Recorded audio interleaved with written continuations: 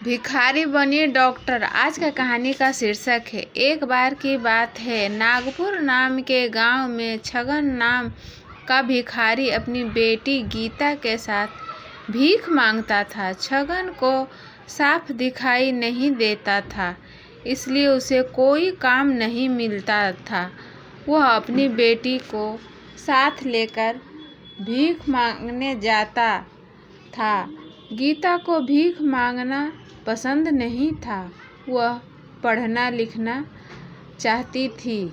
जब वह सेठानी के घर भीख मांगने जाते तब उसके बेटे राज को पढ़ते देखकर उसे अच्छा नहीं लगता।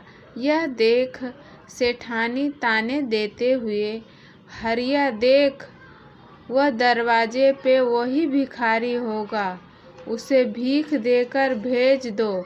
वैसे ही बीमारी फैली हुई है, कहीं मेरे बेटे को उसकी गंदी बीमारी न लग जाए।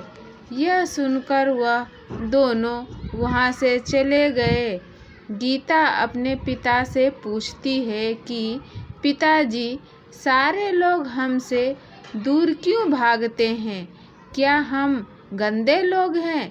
पिताजी बोले, अरे नहीं बेटा, बुराई तो हमारी गरीबी और उनकी सोच में है। गीता बोली, पिताजी, एक दिन मैं डॉक्टर बनकर आपकी आँखों का इलाज करूँगी और इस गांव में एक अस्पताल भी खोलूँगी।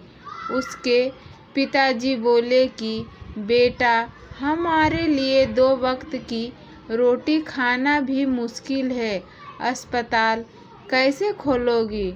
तभी उनके पास एक औरत आती है और गीता को कहती है, अगर तुम हमारे टॉयलेट साफ कर दोगी तो मैं तुम्हें कुछ पैसे भीख में दूंगी। गीता ने उनका टॉयलेट साफ किया और उसे बहुत बुरा लगने लगा। तब वह सोचने लग गई कि अब मैं डॉक्टर बन के रहूँगी। गीता अपने पिता को ले जाकर मंदिर के बाहर श्याम चाचा के पास बैठा जाती है और खिलौने बेचकर कुछ पैसा कमाने लगी। और फिर वह गांव की टीचर से किताबें लेके सरकारी स्कूल में पढ़ने गई। अब गीता रोज स्कूल से आकर खिलौना बेचती और अपने पिता का ध्यान भी रखती। गीता रात रात भर जागकर पढ़ाई करती और हमेशा अव्वल नंबर लाती। गीता की कामयाबी देखकर गांव के सभी लोग हैरान रह गए। धीरे धीरे गीता बड़ी होती गई और कॉलेज में दाखिला लेने के लिए परीक्षा देने लगी। उसकी टीचर उसका पूरा साथ देती थी।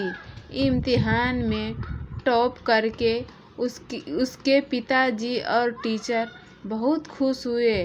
अपनी पढ़ाई पूरी करने के लिए गीता को बाहर जाना पड़ता है, परंतु उसको बिल्कुल भी मन नहीं होता है अपने पिता को छोड़कर जाने का। तब टीचर उसके पिता की सारी जिम्मेदारी लेने के लिए तैयार हो जाते हैं और बाहर जाकर गीता बिल्कुल लगन के साथ अपनी पढ़ाई जारी रखती है। थोड़े समय तक उसकी कोई खबर नहीं आती है और गांव फिर से महामारी फैलने लगती है।